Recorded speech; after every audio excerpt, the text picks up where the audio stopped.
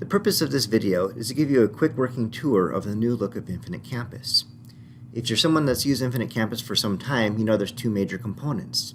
The first is campus instruction, which would be the place where you would be taking and maintaining your gradebook, taking attendance, and most likely running some sort of a report for a tick sheet for a roster or a grade slip for a meeting for a student or something like this. The other portion of campus is going to be campus tools, which is the student information system, where you may need to find some information about that student. With this new look, the best of both worlds are combined into one spot. And so while the look might be kind of different, the functionality is actually pretty helpful. So to get started here, I'm at the Control Center, and I can click on this little folder icon to the top left-hand corner. What I'll notice now is going to be major menu items, such as instruction, which would include gradebook, attendance, various reports I might be wanting to run, things related to student information system, things related to your account, so on and so forth. You'll notice that right now this is like a little pop-up window where you can see this information. If you'd rather look like more of an outline, you can click on this icon and look at it as more of like a list, where now you'll see every major item as well as every sub-item below it. So say for instance I want to go to my message center. I can click on this, and you'll notice a little star. If I click on this star, it'll make it a favorite tool.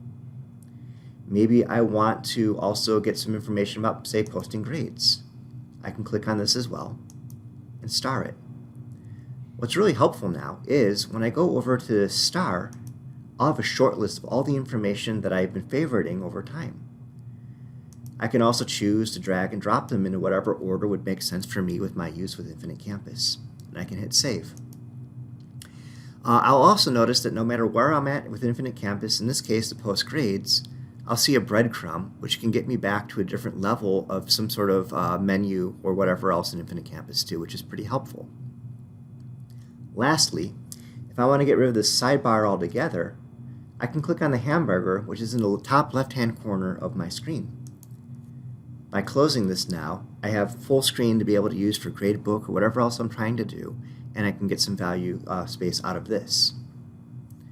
The last thing to be aware of is going to be how to search for students. And I can do that by clicking on the magnifying glass in the top left-hand corner. By clicking on this now, I can type in the name of a student that I want to find some information about, and this is now how I'll be able to access this information.